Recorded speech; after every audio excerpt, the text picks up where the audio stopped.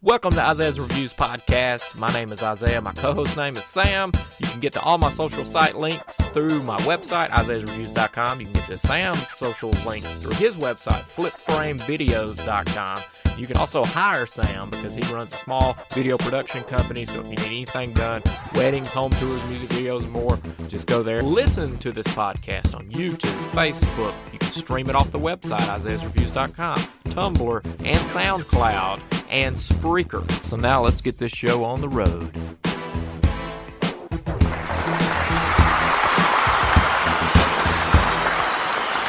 Hey guys, welcome to Isaiah's Reviews Podcast. Episode number 9 already. And what we're going to do is we come up with a game plan, sort of, from here on out. What we decided to do is go with a breakdown. Now, every episode we're going to break down a film, but the cool thing is at the end of every episode, we're going to say the name of the movie. It's going to be a Netflix film, more than likely, so that you guys can actually listen or go watch the movie is what I mean to say, and be ready and going for whenever we're going to break it down the week after. And another cool thing is if you want to join the show and you've got Skype, you got Netflix so that you can watch the film, you can call and join in with us and do the breakdown with us. Now we record it sometimes between Sunday and a Tuesday, and it's there available to listen to every Wednesday morning at 6 a.m. So make sure to get back with me. Just message me, just whatever you're listening to it on or something, just message me through that venue, and we'll exchange some information and get you on to Skype with us. Just do it before Sunday, every Sunday. So that's it. So, so Sam gave me the movie to watch. So next week, after the end of this episode, I'll give him the movie to watch, and you, so that we can do the breakdown on that one next week. So, Sam, what movie did you tell me? And go ahead and do the synopsis and all that good stuff. All right, I recommended Starry Eyes. Came out in 2014. It's labeled as a drama horror thriller. And the synopsis is as written on IMDb, a hopeful young starlet uncovers the ominous origins of the Hollywood elite and enters into a deadly agreement in exchange for fame and fortune. And that's it. The end. See you later. That's pretty much kind of it in a nutshell. I mean, there's a little bit more to it than that, but I know in the beginning. Go ahead. I was just going to say that's the simple kind of synopsis of it. Yeah, I mean, in the beginning, it's this young girl. It seems like she's probably moved out to California or something like that, wanting to make it. And like they all do, they get a waitress job or something like that. So she's kind of, at the beginning of the film, I'm working off of like a weak memory here. So at the beginning of the film, she's in an audition, and she doesn't get the part or whatever, but she also works at this place called, what was it, Big Taters? Big Taters. Big Taters. It's sort of like a Hooters type, kind of, sort of, but they wear these tight pants or something. Yeah. And so she's working there and trying to, make her break, and she's also living with a bunch of young people her own age, which is kind of after the same thing. So they're all in this early actor world or whatever. Right. And she goes, I think she sees something in the paper or whatever about an audition or whatever, so she goes to this one place, and when she walks in, I think it's quite a few people in front of her, and somebody leaves crying and upset out of the audition. She goes in there. It's this younger guy, kind of like an asshole type prick. He's very flamboyant and prickish. Yeah.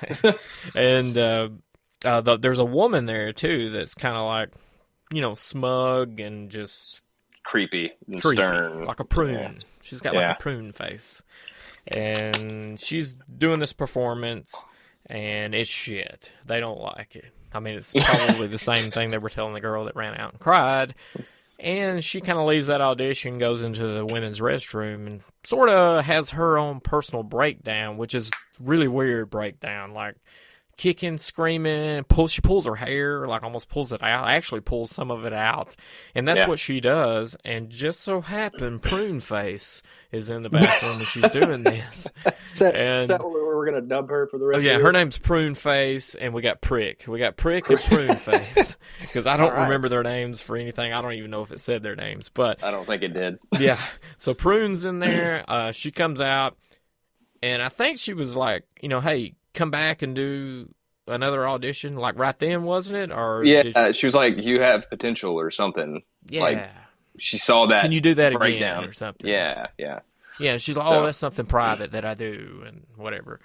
And so anyway, she ends up going in there, putting on this dramatic show. She finally gets into her emotions like she was in the bathroom when she thought nobody was looking. And she's was that directly after? I don't remember. Was it? I don't know. I thought she left and then came back later, but maybe. Oh, that might have been it, where they called her back. No, they called her back because they asked her to take her clothes off. Oh, okay, gotcha. Yeah. Well, I got ahead of myself. Yeah. So she went in there. Everybody's like, clothes off, titties. I'm sold. What's this movie again? It's Starry Eyes, by the way, on Netflix. Now, all these films that we do, we're going to try to make it to where it's on a platform that everybody has, and I think everybody has Netflix. So, Starry Eyes. Anyway, so she goes back in there. We'll say that. I don't know if that's right or not, but she went back in there. She got into her emotions and flopped around on the ground and all that stuff. And Prick and Prune Face is kind of raised up over the table a little bit, like getting down with it. They're like, this is what we're looking for. Right. And I think she kind of leaves sort of on a cloud nine-ish feeling about it all. Yeah, I think she felt like weirded out by it and embarrassed at the same. Like she didn't want to reveal that side of her, I guess. Yeah, isn't that kind of what? Anyway, because continue. she's kind of like that awkward person in school, like the geeky awkward person. Oh, that's what I was going to get to. Is when we meet the rest, like the group of friends or the group of other actors and wannabe directors, or, their little crew. She's the outcast. Right, and they kind of make fun of her because we'll just go ahead and fast forward. She goes back, tells them kind of what happens, and there's one little bitch. Oops. Yeah, no, there's she's one a little bitch. Female dog in the group. She's the antagonist of her almost. Sort of. I mean, I deserve that kind of. She's always like the negative. Well, it was. Yeah, well, she'll make snide comments like, "Oh, what kind of movie is it? Oh, it's probably a crappy B horror movie or something." You know what I'm saying? Like, and then she'll talk about like the great gigs that she's doing. It's just like, "Fuck you, you stupid bitch." Yeah, but one of the guys that's in the group, which is apparently like the guy that the girls want to hook up with, he's trying to make a film himself through this whole movie. He's like, hey, I'm going to try to put together this. That's always going in the background, the fact that he's making this little indie film too. And he's kind of wanting her to be involved with it. But anyway, I'm kind of jumping ahead. But so that's important. So she goes back and tells him kind of what's going on and whatever, and then she gets the call back to go back. And so she goes back, and I think, I don't want to get ahead of myself. Okay, she goes back, and, they got this spotlight on her. Yeah, she goes in and it's pitch black, and then they have a spotlight on her, and they have a camera rolling behind it. Right, and she doesn't know the camera's there, though, right? I don't think so. Yeah. And so they ask her to strip down completely naked, like all the way. And what all does she do after she gets naked? This part I don't remember. I just remember she starts. It's like flashing. Like doesn't it just kind of like start? It turns surreal for a minute. It was like a certain pattern of flash that kept going. It was just a mess with her to see her progression into what they were looking for. Yeah. Yeah, and we'll tell you what they're looking for later. But so she kind of, I think she ends up falling down on the ground or something stupid. I don't remember. Something like that. Yeah, so we'll say that. It doesn't matter. So that's kind of over, and they're kind of like, all right, go on, whatever. And I think she ends up quitting Big Taters after that because she thought that she was going to move on to the next step because they ended up calling her and telling her, hey, you're going to meet the producer. Yeah. Which there's also a manager that she has kind of like a run-in with a lot at the Big Taters. Right? The Big Taters. At the big old taters. That's like the ultimate I always thought, this is a little story. I think we got a little time. I can tell you a little story. You know how we've got Hooters. Hooters exist, and it's like for men. And even though they play it off as a family environment and guys carry their kids and wives, it's for men. Right. So I was like, hey, I'm a straight guy. I would want to make some money. Why not open a restaurant called Peckers and have it geared strictly toward females? Now, I've had this, I think this exists now, but I've had this idea for like 15 years that I can remember. Like, the first time I ever went to Hooters, I was like, man, this is a money maker. Why not have it for the other side of the sex, the women, and do Peckers and have it like a, I don't know, an upscale type place where you got like a little bow tie, he wearing like the little biker shorts, and they all, Peckers. Yeah, Peckers, yeah. Peckers. Well, I mean, how far? Never mind. We won't go there. Yeah. Everybody gets a pecker at Peckers, and it's like a little appetizer. They give you a free pecker. But anyway, so she ends up having the run-in with the boss or whatever. She quits because I think he pulls her in the office, or she asks to go in the office or something. She quits, right? He's complaining that she's not taking the job seriously. And he's like, "This is a good opportunity." Blah blah blah. She's like, "Fuck you! I'm only out here to be an actress. This is a bullshit job. I don't care about this job." Something like that. Yeah. And the guy that plays him, for those of you that watch a lot of indie movies, is Pat Healy, I think is his name. Sounds good. You'll know who he is when you see him. Anyway. Yeah. Continue. Oh, okay. And so she's going to go meet the producer. We'll say all that because all the friends and everything else is making fun of her the whole time this is going on. Pretty much. Yeah, in the background. Yeah. And they're also bringing up the fact that this other guy's making this movie. So we'll skip that. And I guess we should notice that he does kind of, like, the one that's trying to make his short film is not being a dick. He's kind of... No, he's like the nicest one out of the whole group. Yeah. But I don't know. Anyway, it's kind of him and her actual roommate kind of are the nicest ones, even though we'll get to what the roommate does later. But anyway, so she's going to go see the producer. She's like, this is the big break. I quit my big tater's job. Yeah. I'm in the business. So she goes to the producer's house. No, it's like a mansion or something. The office is first. The house is last because she goes back. Okay. Yeah. So she goes to like this office or whatever, and Pruneface is there to greet her because Pruneface is apparently the producer's right-hand woman. Yeah. Yeah. And so she brings her into there, and the producer gives a good speech. I mean, it's kind of like, oh, man, yeah, my name's up on the marquee. Yeah. I'm on the poster. I mean, he gives a good speech. It's not one of those Independence Day speeches, but it's close. If you were an actress, it would be up there with the Independence Day speech. If he was on the receiving end of it, and then he walks over to her and he bends down and he starts putting his hand on her inner thigh, going up to her vagina, and that's when she freaks out, gets up, and pretty much runs out. Right? Yes. Yeah. She freaks out. She has cold feet because that's not what she thought was. That's not what she expected. Yeah, because it was like, this is what you got to do to get to the next step to have your fame. Fame, yeah. Yep. So she runs off, goes back home. She's upset. She tells the roommate about what he wanted her to do or whatever. And she eventually, because we'll kind of make this speedy, she eventually tells everybody. Yeah, and they, of course, they all make fun of her again. Or right. The one girl especially, right? Yeah, the main. What was she, the bitch? We'll call her the bitch. The bitch makes fun of the geeky shy girl. So we got the geeky shy girl, the bitch, prune face, and prick, and the producer. So we got total nowhere near what they're named in the movie, but they're there. They're the characters. And so she kind of gets upset. She gets a second chance offer. How does that happen? Do they contact her or something? I think because she gets her job back. She goes back and gets her job back at Big Taters, and he gives her another chance. Okay. Yeah. So she starts kind of working there, and then she gets the offer again to go back. And because she's been made fun of, she's like, I'm going to suck his cock. I think she's like come to terms with the fact that, all right, I'm going to do it. Yeah, which is kind of the whole point of the film. Yeah, what you're going to do to make it. Yeah. Yeah.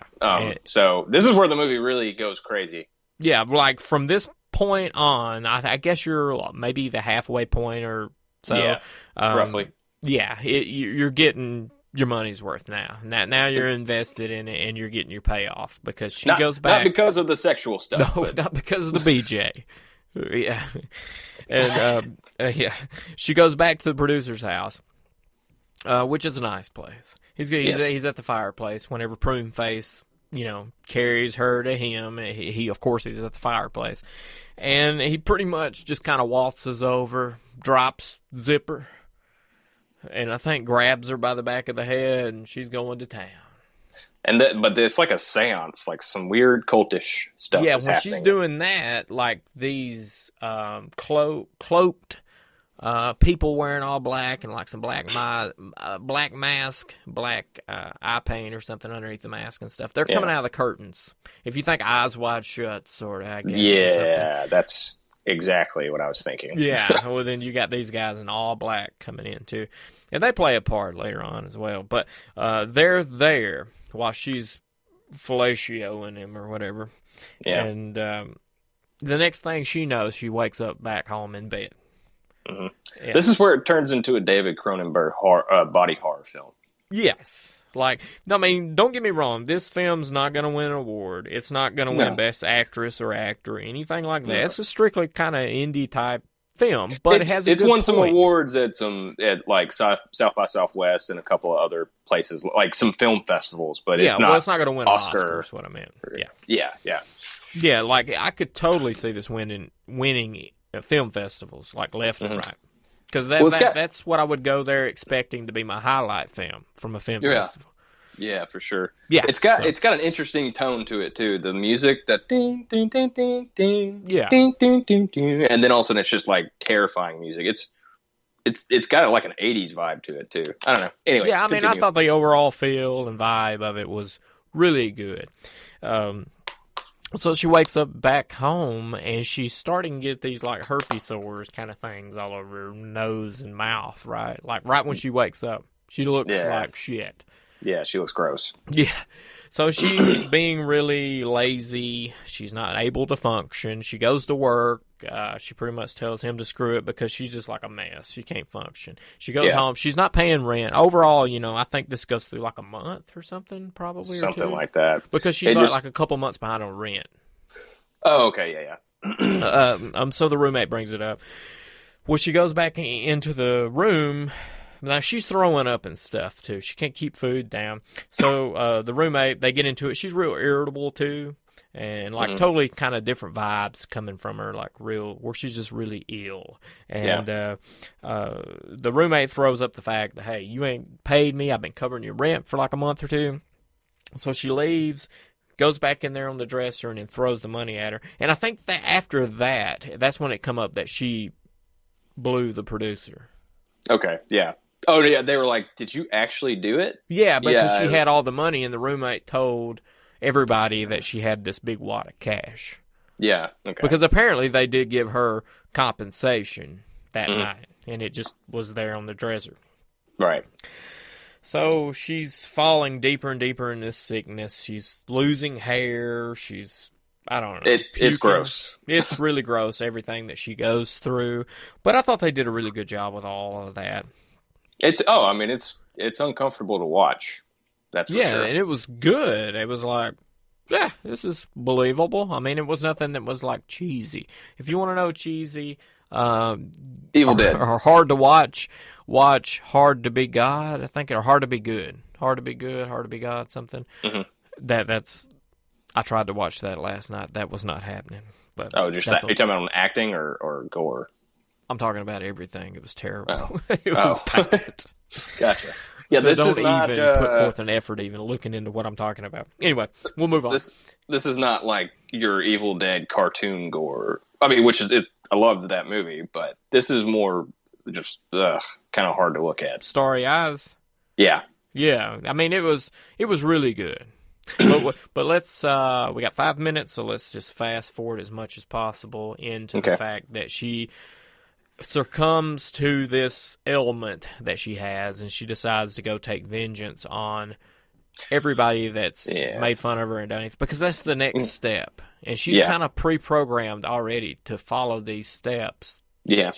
But once she put the producer's penis in her mouth, she was like that like started the process. Yeah, she's like got this thing in her belly, and so she starts killing everybody. She gradually kills everybody, all the friends. Yeah. And I mean, one takes a dumbbell to the face. She's asleep, and then she wakes up and Sarah's that was a over good her. scene. I was like, oh my God. I remember watching that, and I was like, that was awesome how they cut to like the mannequin in the bed, but everything looked really good. It looked like meat flying and everything, and face busting apart. I mean, it all looked good. And then the bitch, Erin got her cheek slashed open and blood just goes everywhere. And then she got stabbed like 5 times. I mean, it was brutal. And she wasn't even dead. Like she come back into the kitchen, she's crawling across there, and she finishes it. But, those were some good scenes. But she goes back outside to where the nice guy lives in the van or whatever, and she kills him, but she's sitting there on that couch outside, which is just a bus seat or something. And then that's when the cloaked people come and get her. Yeah, okay. Yeah. And then they carry... Go ahead. No, you go ahead, because we got 3 minutes, so you can sum up the rest of it if you want to. You can probably be faster than I can. Okay, well, all I remember is that they take her somewhere and they do some sort of other seance. Don't they bury her? Correct me if I'm wrong. Yeah, they it's like the elites of Hollywood. Like you've got the elder riches of Hollywood. They're doing this big, huge seance, and they're carrying her out somewhere outside, above the Hollywood sign or somewhere. Like that's a spiritual place to go into this cult, and they all wear this Star of David type necklace. Oh, yeah. Yeah, and he had that burned on his hand or something, too. Right. So they're in this big cult, and they end up burying her or whatever. And then she resurrects, has this starlit, beautiful thing with no hair. Yeah. Which she probably has to... Well, no, she wears a wig, I think, doesn't she? Yeah, so basically... And she ends up going back home and killing her roommate at the end. So... basically, it's about how... It's like a whole... It's not even... I guess it's kind of like a... what would you say it would be called? Something like analogy or something like that? I mean, it's basically just a story of... Metaphor. Metaphor for how far some of these people go. Right. Like what you got to do to make it in Hollywood. It was like a metaphor for all of that. Yeah. Pretty much. Yeah, and basically like... And it was really good. And if you think of it as a metaphor when you watch it, if you haven't seen it yet and you watch it, think about it. This is what these people have to do. Not to this extreme extent, but you get tainted. You get polluted by the glitz and the glamour. And that's what she was doing by becoming infected with this disease of stardom. And it really took... your big-time actresses and actors and put it into a dark, kind of really dark setting and theme and all that stuff. And then she was reborn into the starlet. But she was a part of this cult now. She was part of this group that she couldn't get out of. She wasn't even the same person anymore because she was reborn. Yeah. So it was just, the whole thing is just, that, like what we said. So it was really cool. I really enjoyed the hell out of it. So Starry Eyes... Definitely go see it. So what are your final thoughts about Starry Eyes? Because I like it, and I'm done with that. I'm good with saying that. I was going to say it's really good if you're into that kind of David Cronenberg / House of the Devil-esque kind of slow burn that all of a sudden it's crazy. It's good. Check it out. Totally agree. Now, let's see. Let me pull up my little... Next week.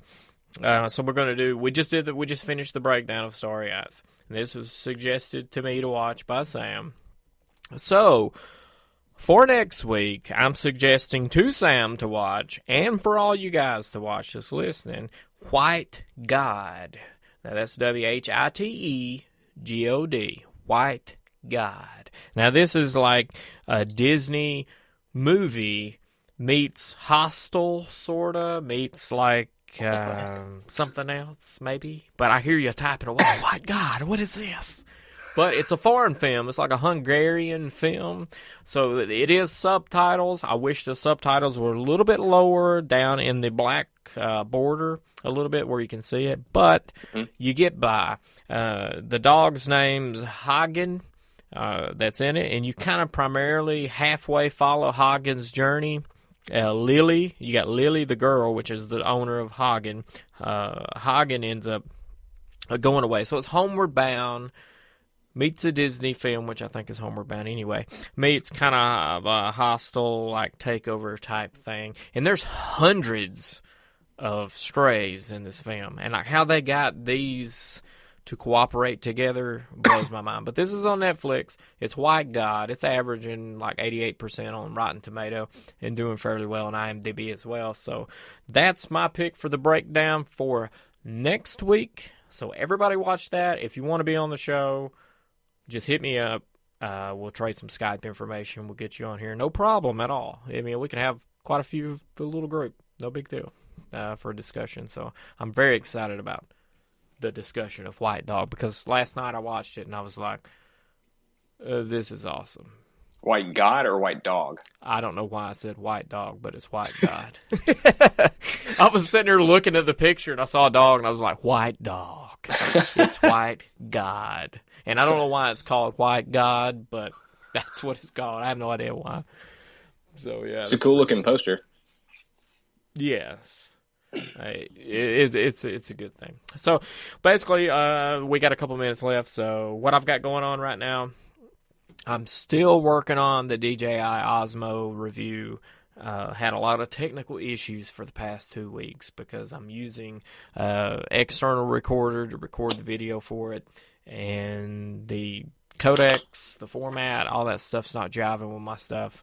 So I'm figuring that out. I recorded a lot on it, so I didn't want to have to go back and redo all that stuff. What do you have going on in your personal life? I'm just working on a wedding and just shot a music video for a buddy of mine. The band's name is Live by Satellite, and they're based out of Nashville. But it's going to be the first like music video that I've shot with in a while, actually, but also with the Mobi that I bought. I'm excited to see the finished product. Oh, it'll look good. I've gone through some of the footage. It's going to look cool. And luckily, we were able to use a lot of the lights at the church that we shot at in Athens. I can't remember the name of the church. It's the one off of Lucas Ferry. But anyway, they provided us with a lot of lights, so we were able to like light the heck out of it and make it look cool. So. Dude, I am so psyched at the fact that you were able to do a music video of a band out of Nashville. That's cool. So everybody make sure that whenever this is finished, we'll let you know, because it'll be on YouTube or something, right? The music video? Yeah, they got a YouTube channel and they got a Twitter. So whenever we finish it, we're going to give it to them. They're going to upload it, and then they said we can tag it in our Facebook and our websites and stuff like that. Woohoo! So yeah, hell, we do a breakdown of the music video. No, we won't. But we'll definitely you put a link to it so everybody can see it. That's pretty cool. Sure. Yeah, so, I mean, I don't know what else there is to talk about. We got a minute and a half left. Anything you can think of? I saw some 5D news, some new 5D Mark X, or 4 or whatever. Supposedly they're going to be announcing it in April, maybe, potentially 4K. Oh, that's awesome. Heck yeah. And the dual pixel autofocus. Woo. And hopefully it won't be $6,000 like the 1DX. And also, along with that news, the DJI Phantom 4 come out, and they're not. That's the 4. They're not going to have a Pro. They're not going to have anything else. It's just a 4. And I think that's a smart thing. There's no sense in having a lot of layers to a new edition. So yeah. And I think Agreed. GoPro's kind of on its last little leg, because I think that if DJI Osmo will turn all-weather, heavy duty, it would almost give, because you can mount that without the handle, and it would almost give GoPro a run for its money.